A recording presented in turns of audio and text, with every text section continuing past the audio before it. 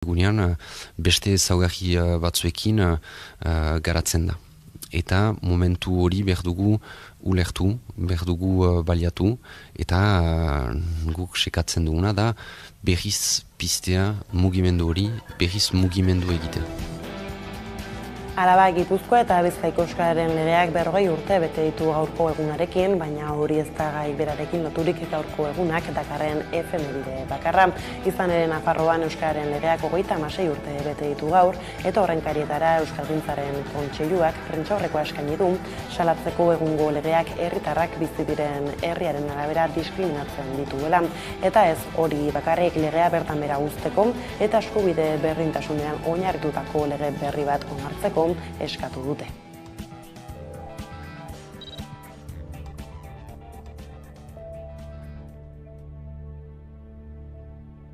Euskaldunak zokoratzeaz gain, herritarren arteko parekidetasuna apurtzen duen legea da oraingo euskararen legea. Beste eskubideetan ez bezala, hizkuntz eskubideetan herritarrei bizi diren herriaren arabera aitortzen zaizkie eskubideak.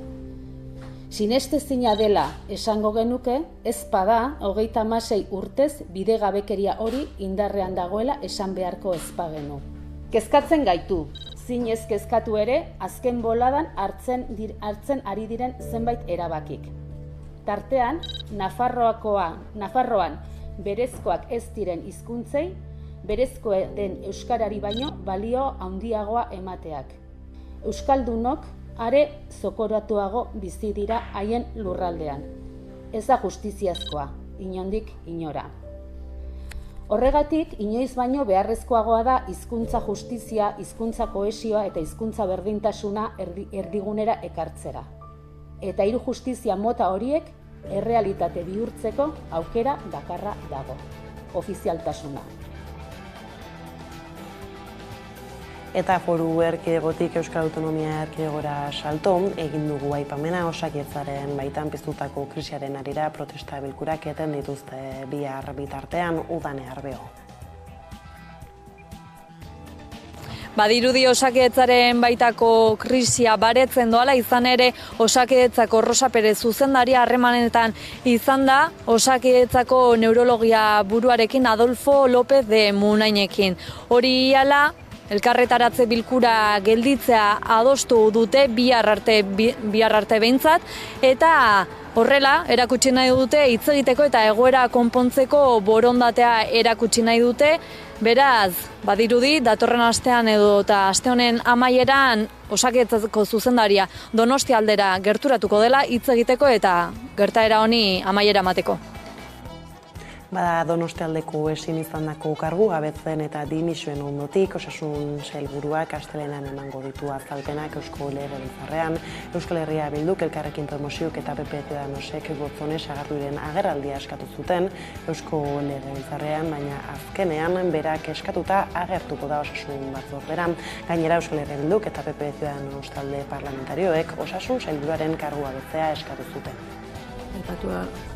Aipamen batzuk eman direnez Donostialdea eziaren inguruan, esatea nik neuk agerraldia eskatua daukadala, horri buruz hitz egiteko, eta orain artean egin izan duan bezala Legebiltzar honek deitzen nauenean, etorriko naizela emateko behar diren azalpen guztiak. Orain artean egindan bezala. Talderen batek esan du eda bideekin hitz egin beharra nuela, talde horrek Epek konkretuan beti esaten du lehenago han hitz egiten dudala, lehenago hemen hitz egin behar dudala, baina han hitz egin zin, hemen hitz egin berdin antzeko emaitzaz, zenik esaten dudana gutxi entzuten du talde horrek. Bestalde esan dugu ere hezkuntza legea langileekin batera adosteko eskatu dute sindikatuek. Araba, Bizkai eta Gipuzkoako hezkuntza sare publikoko grebak 60% jarraipena izan du sindikatuen esanetan eta 32,7%koa Jaurlaritzaren arabera. ELA, LAB eta Stella sindikatuek deitutako bigarren lanuztea izan da. Hala, azaroaren 30ean bezala, Eusko Jaurlaritzaren hezkuntza lege aurre proiekturen aurka kalera atera ziren milaka lagun abenduaren 14an. Oso balorazio ona egiten dugu. 160ak bat egin du grebarekin eta bereziki jarraipena oso zabala izan da haurreskolak partzuergoan, haur hezkuntzan eta lehen hezkuntzan. Legebiltzarrari izango diogu argi eta garbi aurkeztu zaigun lege aurre proiektu honi ezezko borobila ematen diogula. Grebaren jarraipena oso zabala izan dela diote. Goizean mobilizazio egin zuten Gasteizen, arratsaldean berriz 3 hiriburuetan. Horietan Eusko Jaurlaritzari eta alderdiei eskatu zieten testuak langileen eskaerak jasotzea hezkuntza sistema publiko, propio eta euskalduna lortzeko. Eta nahiko argi geratu da, hezkuntzako langileek hezkuntza sailak aurkeztu duen aurre proiektu honekiko adierazi duela bere desadostasuna, ezta? Aurre proiektuak hezkuntza sistema duala betikotzen duela salatzeaz gain, hezkuntza publiko, propio eta euskalduna aldarrikatu zuten. Bestalde, Bingen Zupiria Eusko Jaurlaritzako bozeramaileak kezka agertu zuen greba egunaren bezperan, eta sindikatu deitzaileei EH Bildu eta Elkarrekin Podemos EU presionatzen saiatzea egotzi zien. Bien bitartean, sindikatuek Gasteizko gobernuari eskatu zioten mahai gainean jarri duen proiektuaren norabidea aldatzea. Gure ahotsa aintzat hartu dezaten eta nolabait moldatu dezaten eta aldatu dezaten orain arte argitaratutakoak hartu duen norantza. Argi uzten dutela, norantza bakarrean doazela, eta hau hezkuntza publiko pribatua betikotzea da, eta bestetik ez dutela inongo neurri zehatzik jartzen hezkuntza publikoa indartzeko. Eta lan gatazketara salto Bizkaiko adineko egoitza pribatuetako grebalariak 3 eguneko itxialdia egiten ari dira Bilboko Atxuri auzoko Gizakundearen elizan labek antolatuta. Bizkaiko adineko egoitzetako langileak sektore publikokoekin parekatzea eta ratio duinak ezartzea eskatzen dute Aiara Durreta. Bizkaiko adineko egoitza pribatutako langileek 3 eguneko itxialdia abiatu dute. Eta horrez gain, abenduaren 14tik 16 bitartean grebara deitu ditu labek.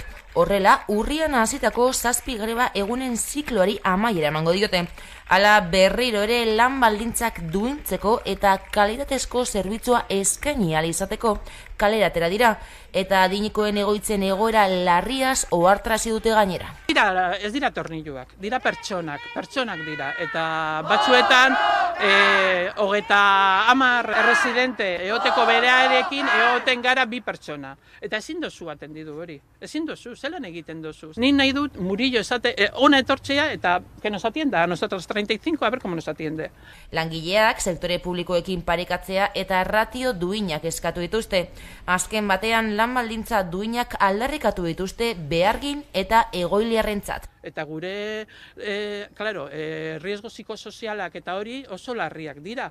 Gaude, estresauta, ya no podemos más, nivel de bajas, bueno, habría que ver en cada residencia, baina oso handia da, azkenean egoera oso larria da, benetan. Bestela esan da, zaintzaranak erdigunean jarri beharra nabarmendu dute. Egoera honek erakusten duena da, zaintzaren inguruko gogoeta sakon bat egin behar dela. Guztiok gure bizitzaren zatiren batean zainduak izateko beharra izango dugu, eta gaur-gaurkoz zaintza duina jasotzeko eskubidea ez dago bermatua. Zaintza lan horiek ezinbestekoak dira bizitza sostengatzeko.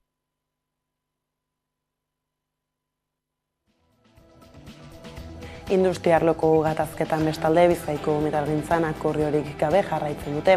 Hori bai, negoziazio maila irekita dago eta pixkanaka jarrerak hurbiltzen doaz. Hala ere, atzoko bilerak ez duen fruiturik eman abenduaren 21 izango da, aldeen arteko hurrengo bilkura. Bizkaiko metalgintzako lan gatazkan akordiorik gabe jarraitzen dute. Pixkanaka jarrerak hurbiltzen doaz eta negoziazio maila irekita dago. Hala ere, asteazkeneko bilerara patronalak proposamen berrik eraman ez izana salatu dute sindikatuek. Beste behin ere patronalak ez du mugimendurik egin eta 56.000 langile hitzarmen duinik gabe uzteko apustua egin du. Dagoeneko 11 greba egun egin dituzte eta astebeteko lanuzteen ostean, izandako lehenengo hartu emanak ez du fruturik eman. Lan gatazka askatu barik jarraitzen du oraindik. Azken grebaldien atarian, patronalak eginiko eskaintza aldatu ez duela ohartarazi dute sindikatuek gainera. Ez du ekarri proposamen berri bat, ez du ekarri ezta mugimendu bat, eta gainera bere jarrera nahiko txarra izan da. Ematen du patronalak bultzatu nahi duela berriro sektorea greba berriak egitera. Bien bitartean, feminitzetan, enpresak eskaini dezaketenaren mugan daude. Hau da, ezin dutela gehiago egin, eta langileen ordezkariak ez daudela pres jarrerak gerturatuko lituzken mugimenduak egiteko. Edonola ere negoziazio mailak aurrera jarraituko du. Elak baina, adirazi duenez, proposamena oso urrun dago. Eta horregatik, grebei beste martza bat eman behar zaila deritzo, bestela esan da. Greba mugabea defendatu du egoera aldatu ezean. Patronalaren jarrera ikusita, grebei beste martxo bat eban beharko zaiola. Eta elaren apostua, greba mugagabea litzateke. Lan hitzarmenen negoziazioaren soka tinkotzen doa. Hori bai, beste aukera bat izango dute hilaren 21. Bi aldeek kalaber konpromisoa hartu dute eskaintza berriak aurkezteko. Ikusiko dugu patronalak arduraz jokatzen duen edo blokeoaren bidetik jarraitzea nahiago duen. Aurrerapenik ez badago, gatazka areagotu egin. Arabatik datozen berri iso aldiz, Mercedes enpresak ekoizpena gelditu du gaurtik abenduaren 15-etik 22 arte sindikatuek azaldu dutenez furgoneta kopuru handia dute pilatuta eta horiek itsaso bidez garraiatzeko zailtasunak dituzte. Nerea García. Mercedes protagonista izan da aste honetan. Enpresa multinazionalak iragarri zuen Gasteizko plantak 2025ean furgoneta elektriko berria ekoitziko zuela. Era berean enpresako batzordea eta zuzendari berria Bernd Krotmayer bildu dira. Hala ere ez dira guztiak berri onak izan. Gasteizko plantak 6 egunez geldituko du ekoizpena, hilaren 22 arte gehiegizko izakinak dituelako. Mercedes automobilgintzako multinazionalak Gasteizen duen lantegiaren ekoizpena 6 egunez etengo du. Zuzendaritzak dioenez mundu zabaleko merkatuetan izakinak pilatu zaizkiolako. Gauzak horrela hilaren 15ean, 16ean, 19ean, 20ean, 21ean eta 22ean ez dute lan egingo muntaia gordin, pintura eta muntaia alorreko langileek. Halaber abenduaren 17 lan eguna izatea aurreikusita zuten eta ere bertan behera utzi dute. Sindikatuetako iturriek jakinarazi dutenez, furgoneta kopuru handia dute pilatuta eta itsasobidez garraiatzeko zailtasunak daude. Bueno, beti bezala, enpresak azken unean esaten digu noiz lan inber dugun eta noiz ez. Kasu honetan, abenduan ekoizpenak genukan azken 6 egunetan kendu digu. Arrazoia, furgoneta kopurua ekoizpenak etxiko dela, 5.000 furgonetatan, eta ia ez direlako sartzen ez landetan eta itxasotxenetan ezin dituztelako sartu. Eta hauen langileengan, txarrena da, konsiderazio familiarra, ezin dela uki, azken honetan aldatzen digulako beti noiz egin behar dugun lan eta noiz ez. Eta oso digarriena da, hau esan baino lehen, 5 egun lehenago esan zigula larun batetan lan egin behar genuela. Orduan, halako aldaketak, langileengan beti eragina dauka, dago beti zaila beren enpresa esaten duen, eta batzutan prensan atratzen denagatik enteratzen garelako. EAEn dagoen enpresa handiena da Mercedes, 5.000 langile ditu hain zuzen ere. Joan den astean 2 egunez, hilaren 2an eta 3an, eten behar izan zuten ekoizpenak Gasteizko lantegian, baina kasu horretan Bizkaiko metalgintzaren grebaren ondorioz. Bada industria zain zuzen, Espainiako Estatuko industria itunaren alde, Komisiones Obrera sindikatuak 50.000 sinadura aurkeztu dizkio Madrilgo gobernuari gaur goizean. Bitartean gainera protestak egin dituzte Espainiako gobernuko hainbat delegaritzetan eta Euskal Herrian Gasteizen eta Iruñan elkartu dira, izan ere sindikatuak exigitzen dio Sánchezen gobernuari indarrean jartzea industria ministerioak hitzemandako industriaren aldeko ituna. Unai Orbegozo, Komisiones Obrera sindikatuko industria arloko prentsa arduraduna. Ezinbestekoa da industria indartsua beharrezkoa delako ekonomian, baina ez edono delakoa, baizik eta beharrezkoa da industriari langileriaren eskubidea defendatzea, eta zentzu horretan ekiditu nahi dugu orain arte ministeritzak emandako jarrera edo izan dela alde batetik egitea industriari dagokion politika guztia. Eta exigitzen dioguna industria ministeritzari eta Espainiako gobernuari da konpromisoak hartzea zentzu horretan. Ezin litekana da krisiak berriz ere langileak ordaintzea eta horretarako industria itun bat beharrezkoa da aurrera jarraitzeko. Eta lan arloko gaiekin bukatzeko, COE patronalak harremanak hautsi ditu Espainiako lan ministerioarekin traizioa egotzita. Lan ikuskaritzari enplegua erregulatzeko espedienteak garatzeko ahalmena ematea adostu zuen herenegun Madrilen Euskal Herria Bilduk, PSOE eta Unidas Podemosekin, eta COEk harremanak hautsi ditu hitzarmen hori eta gero. Espainiako enpresaburuen elkarteen konfederazioak harremanak hautsi ditu Madrilgo lan ministerioarekin. Izan ere, Sánchezen gobernuak asteartean EH Bildurekin adostu zuen lan ikuskaritzari enplegua erregulatzeko espedienteak garatzeko ahalmena ematea.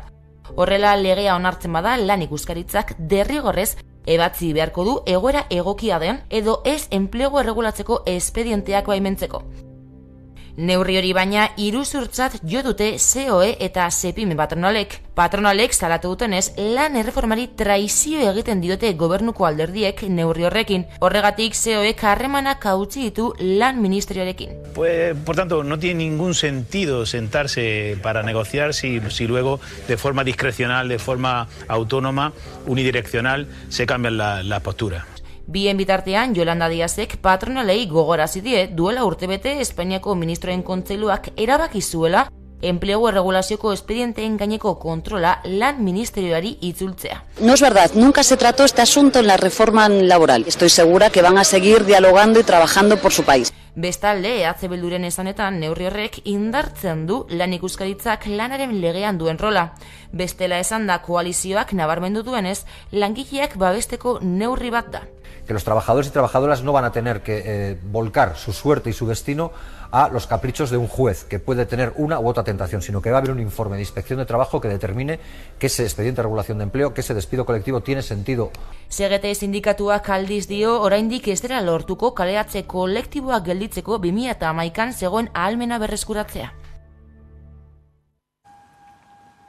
Kulturarlora salto iragarpen berriak egin ditu ekainaren 15tik 17ra izango den azken arrok jaialdiak. Nerea García lankideak esango digu jarraian zein diren. Azken arrok jaialdiak bere kartela osatu du talde berriekin. Horien artean aipatzekoa da The Pretenders eta Incubus talde ospetsuen presentzia. Horrekin batera Euskal Herriko taldeak ere izango dira.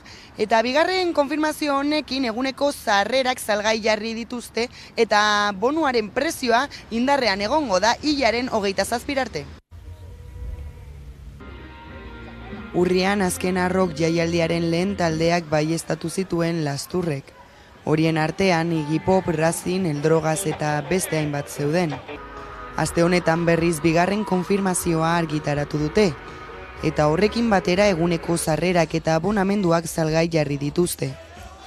Bigarren konfirmazio honetan The Pretenders talde ezaguna eta Incubus Rock taldea batu dira 21. edizioko kartelburuen zerrendara.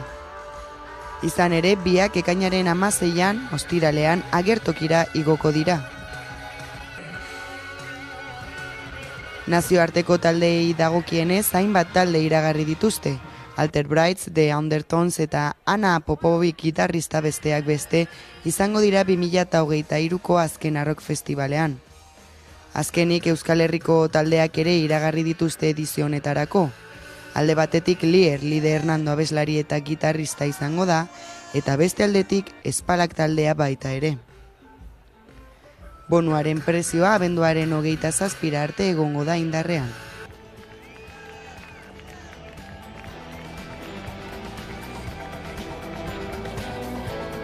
Ordea esan dugu lerroburuetan atzera kontaketan sartua da jada Atortxurrok elkartasun jaialdia. Euskal Herriko elkartasun jaialdirik handienak beste edizio bat ospatuko du Atarrabian. Atortxurrok duela 23 urte bi helburu eta konpromiso batekin jaio zen ekimena da. Helburuak euskal preso politiko eta haien senideak pairatzen zuten dispertsioa salatzea eta honek suposatzen zituen gastu ekonomikoei aurre egitea. Konpromiso aldiz, errepresaliatu politikoen gaia behin betiko konponduta egon arte lanean jarraitzea. Hau da, denak etxean eta aske egon arte. Oraindik badalanik baino asko dira 23 urte eta 26 edizio luze horietan emandako pausoak. Eta urtengoan gertu lelopean, ez? Gertu horrekin azaldu nahi izan dugu gure helburua, Atortxurroken helburua gertu dagoela, gertu ditugula euskal preso politiko gehienak, eta gertu gaudela, hau da, pres gaudela, bideo horri, dispertsioaren bideo horri amaiera jartzeko. Aurten alegin berezia egin nahi izan dute eta horren isla da aurkeztu berri duten kartela. Guztiera 17 musika talde eta aularatuko dira, zeinetatik 9 lehen aldiz parte hartuko dute Atortxurroken. La Furia, Bulego, Angelus Apatrida, Merina Gris, Segismundo Toxikomano, Odolkiak Ordainetan, Brigadeloko Odei Barroso eta Raimundo Alkanastero. Horiekin batera agurdoinuak ekarriko dituzten edo itzuleran izanen diren taldeak badaude. Nabarmentzeko, eskakeitanen azkenengo kontzertuetako bat izango dela, eta bestetik, hemen Iruñeko Nafarroko El Trono de Judasen itzulera bira txiki horretako geldialdi bat ere aterrean izango dula. Eta kartela borobiltzeko Mafalda, Nogen, Afu, Tremenda Jauria eta DJ Plan B. Azken hau izango da udako ediziotik errepikatu den bakarra, eta arrakasta ikusita ezin utzik egin. Musika eta aldarrikapena uztartzen duen jaialdi berezia dugu Atortxurrok. Euskal preso politikoen dispertsioan aurrepauso asko lortu badira ere oraindik 178 euskal preso politiko daude. Zeinetatik 54 Espainiar eta Frantziar estatuetako espetxeetan daude. Eta honekin osteguneko berriak aipatuta iritsi gara albistegiaren bukaerara. Gaurkoan Ane Zelaia sindikatuko talde eragileko kidari lehenxago eginiko elkarrizketa berreskuratuta agurtuko zaituztegu osasungintza izpiden, beraz horrela besterik ez gure aldetik hauek izan dira eguerdiak guran garrutzi dituenak, guztiak eta gehiago nahi duzuen aldiro 11.6 ondizan eta bihar arte.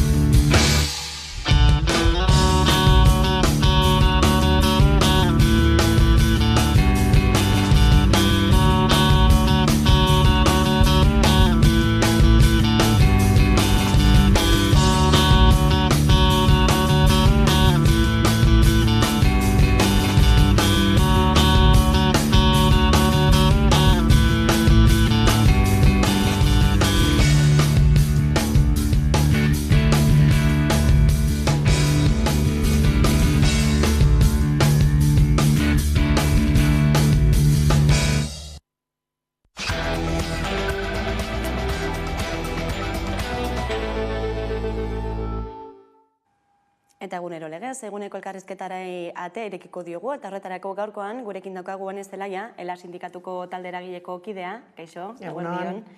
Osakidetzako krisaz galdetuko dizugu lehenik eta behin, Donostiako esian egindako kargua gabetuen ondotik estanda egin duelako gaiak eta krisiak zeresan handia eman duelako. Oraingo honetan, zuzendaritza karguek hartu dute hitza, langilek aspaldi daramatena zalatzen. Ez dakit zenolako irakurketa egiten duzuen gertakarien inguruan? Bueno, gure irakurketa hemen da, arazoak ematen dauela orain egin dauela estanda, baina aspaldi datorren zerbait dela. Zer aldatu da? Lehen sindikatuek salatzen genuen zerbait, orain edozein kafetegitan elkarrizketa gai dela. Zergatik, ja heldu dalako puntu bat ezin dana eskuteatu. Eta horregaitik deigarria da, duela egun batzuk, lehendakariak esaten duenean, Osakidetza dela herri honen harribitxia, jakin nahi genuke zertaz ari den. Harribitxi bat horrela tratatzea, eta adibide batzuk emateagaitik, baina datorren urteko aurrekontuetan Osakidetzari 220 milioi euro gutxiago uste dute emango zaizkiola. Osakidetzan 29.000 langile behin-behineko daude, Osakidetzako langileek 120ko erosalmena galdu dute. Hau da, Osakidetzako egoera kritikoa da, eta kritikoa da aspaldi. Donostian gertatzen ari dena, beste sintoma bat baino ez da. Azken egunotan entzun dugu baita ere Jaurlaritzaren partetik, ez da? Hain zuzen ere aurrekontuak aipatu dituzula, Osakidetzara bideratzen den aurrekontu guzti hori nabarmentzen edo azpimarratzen, ez? Bai, esan dakoa. Datuak dira, eta 220 milioi euro gutxiago aurreikusi dira Osakidetzarako. Beraz, aurten arazoak badaude, aurreikusi dezakegu arazo horiek ezingo direla konpondu datorren urtean aurrekontu horrekin.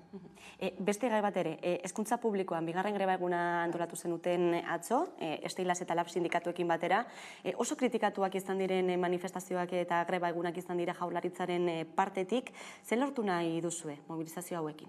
Bueno, azteko egia da kritikatuak izan direla, esan da batez ere greba preventiboa edo dela, bueno, hor azteko esan nahi dugu, aurre proiektua badugula, beraz preventiboa denik ezin da esan, badakigu aurre proiektu hori zezentutan doan, eta hor sindikatu, parte hartu dugun sindikatu guztiok, ados gaude, hezkuntza euskalduna, publikoa eta propioa behar dugula, eta mahai gainean dagoen aurre proiektu hori ez doala bide horretan. Eman dituzuen datuen arabera, atzokoan ere 60% inguruko jarraipena izan zuen grebak, nola baloratzen duzue? Bai, oso positiboki, mobilizazioetako irudiak ere atzokoak unkigarriak izan ziren, orduan, bai jarraipenarekin eta bai mobilizazioekin oso pozik.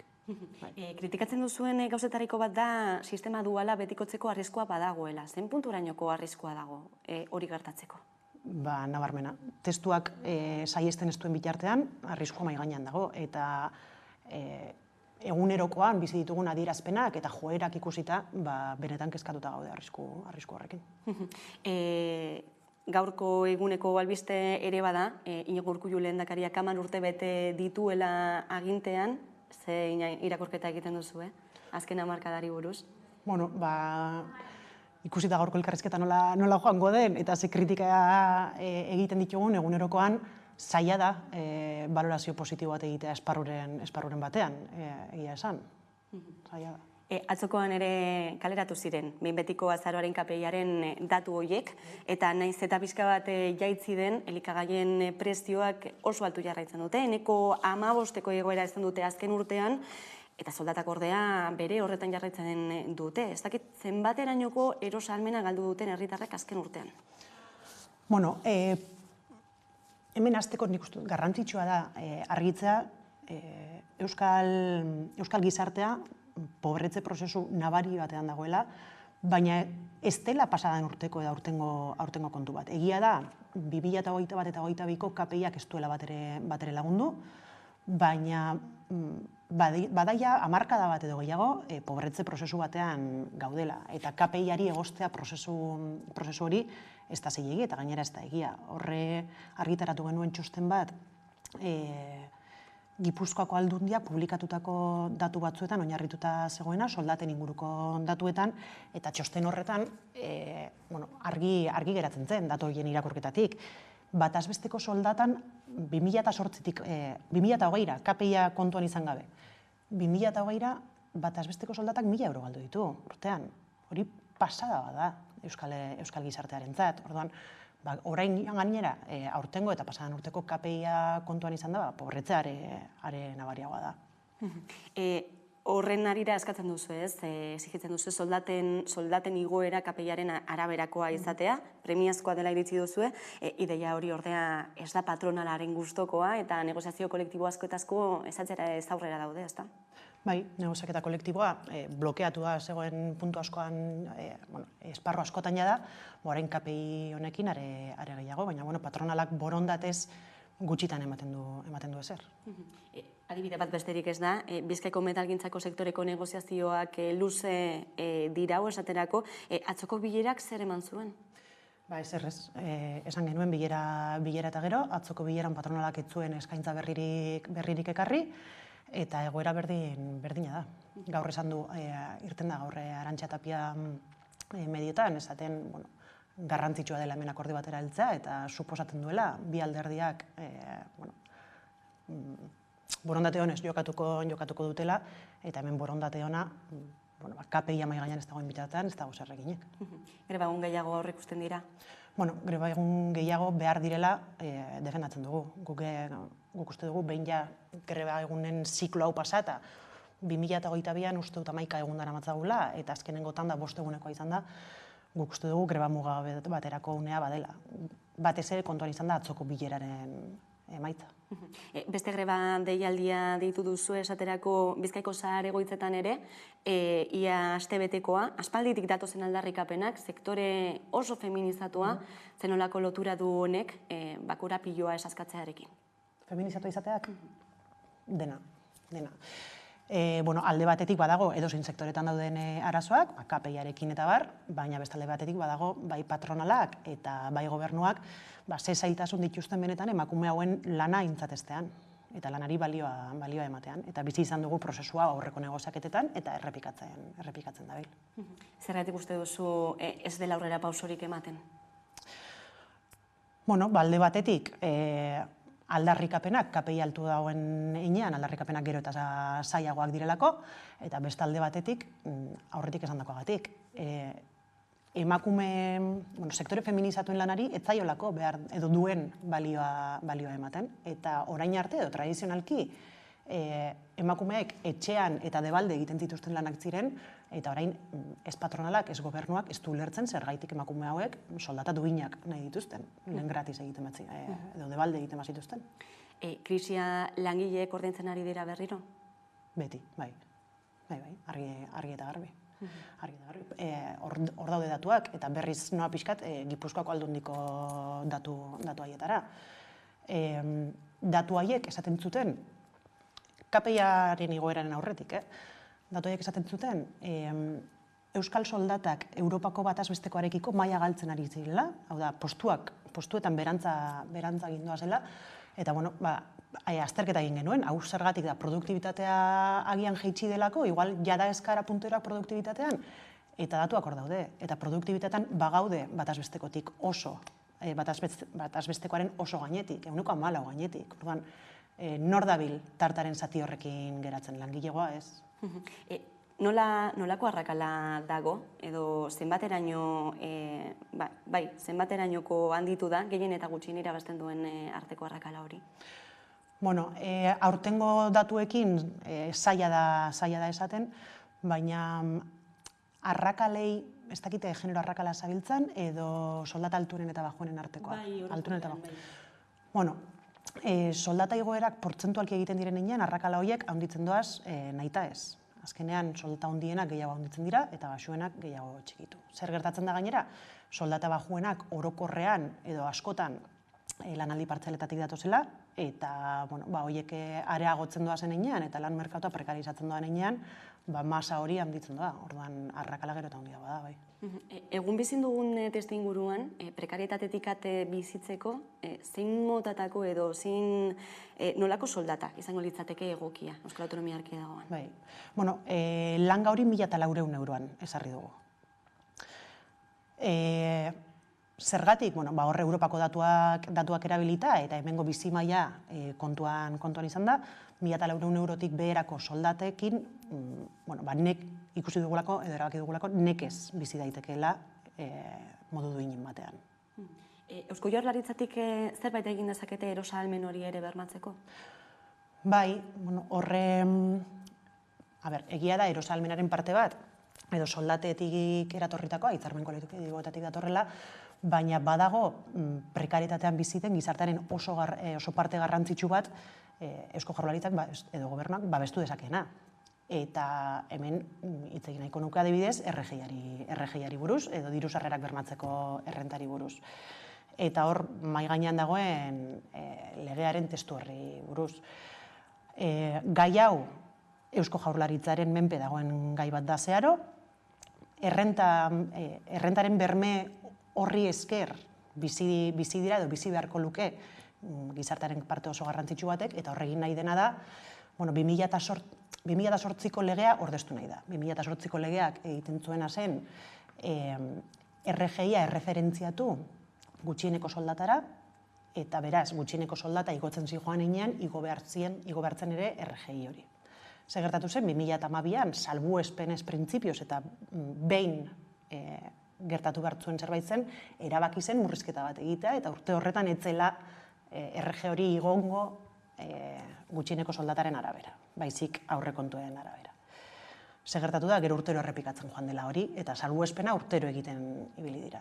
Eta orain lege honek egin nahi duena da, hori betikotu eta hori kontsolidatu. Eta horregaitik harritzen gaitu asko lege horrek izan dituen babesak, izan dituen abstentzioak ere.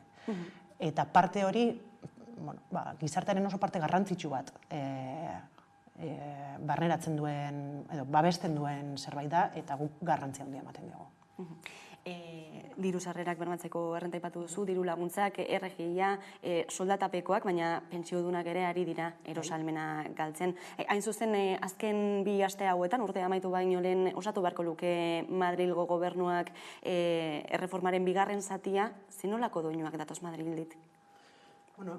Gai honetan zaila da doinu zehatzak entzutea, baina guk hilabeteak daramatzagu, ia urteak daramatzagu esaten Europar funtsaiek prezio bat zutela, eta prezio hori idatziz dagoela, akordio bat zela Espainiar Estatuaren eta Europaren artean, eta akordio horretan funtsen truke Espainia konprometitzen zela erreforma batzuk egikaritzera, eta erreforma horietako bat pentsioen erreforma zen. Orduan, pasadan urtean egia da egintzela erreforma bat, baina erreformaren parte garrantzitsuena pendiente dago. Soinua zein da, zehazki ez dakigu nondik etorriko diren. Badakigu idatziz dagoen epea aurtengo abenduaren 31 dela, beraz erortzea dagoela, eta badakigu ere planteatzen ari dela pentsioak kalkulatzeko kontuan izaten den epealdia azken 25 urteetatik 30 izatera pasatzea, edo pixkat handitzea. Ikusiko dugu ze horquilla horren barruan aukera asko daude. Kalkulu hori handitzak suposatzen du pentsioetan, pentsioak jeistea argi eta garbi, orduan eraso eta murrizketa zuzena da. Ez hori bakarrik, Bruselak agindutako baldintzen artean ere badago, ez? Gastu publikoa mugatzearena nola islatuko da hori pentsioetan? Pentsioetan murrizketak egiten diren heinean, hori gastu publiko murriztea da, eta dio dana, kalkulurako kontuan izaten den epealdi hori handitzea pixkat eteora den zerbait ematen du, baina eragin zuzena dauka hilabetero pentsiodunek kobratzen duten kopuruan. Eta hor, oker egon naiteke zifran, baina 15 urtetik 25 urtera pasazenean epe hori, pentsioetan murrizketa ez dakite 8% ingurukoa izan zen. Orduan, murrizketa bat dagoela oso argi dago, eta badatorrela. Egoera honen aurrean Euskal Herrian zenbateraino ari dira edatzen pentsio pribatuak? Edatzen momentuz, edatzeko arriskua edo legez edatzeko arriskua beti dago mahai gainean. Guk beti defendatuko ditugu pentsio publikoak, horregatik hitz egiten denean planes de empleo, enplegu planetaz eta hitzarmen kolektiboan enplegu planak jasotzeaz eta gu ez gara horren aldekoak, pentsio publikoa defendatu behar dira, eta azkenean hitzarmen kolektiboan jasota ere plan horiek plan pribatuak dira. Eta ze puntura arte dabiltzan edatzen, osasungintzan bezala, jendeak beldurra daukan heinean, edo pentsio publikoak arriskoan ikusten dituen heinean, saiatzen da bere etorkizuna babesten. Urte bete igaro da, nagoeneko Eusko Jaurlaritzak EAeko espetzen kudeak eta bere gaine hartu zuenetik, eta horren gaineko balorazioa ere azaldu duzue duela gutxi. Zenolako ondorioak atera dituzue kudeaketari dagokionean eta langileen egoerari buruz ere? Guk hasteko transferentziari buruz balorazio positiboa egiten dugu. Uste dugu positiboa dela transferentzia hori gertatzea. Beste gauza bada, zer gertatu den gero urte bete honetan. Eta zer gertatu da, alde batetik langile gitxiago daudela, eta beste alde batetik antolakuntzan kaosa dela nagusi, espetxetan. Eta hau anekdotikoa da, baina adibide pare bat jartzagatik,